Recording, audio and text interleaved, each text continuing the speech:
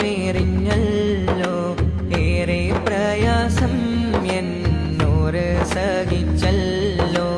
അല്ലാഹു അല്ലാമ ഖദറഹു തഅലീമ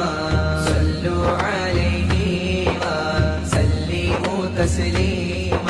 റജബി രൂപത്തേഴിൻ മിഅ്റാജിന്റെ വീര് ഖുദ്സിന്റെ ചാരത്ത് വന്നു ബുറാഖീല് അമ്പിയാക്കൾക്കാകെ ഇമാമായി നിന്നല്ലോ പിന്നെ വാനമേഴും നൂറ് പറന്നല്ലോ അജബിന്റെ രാവന്ന്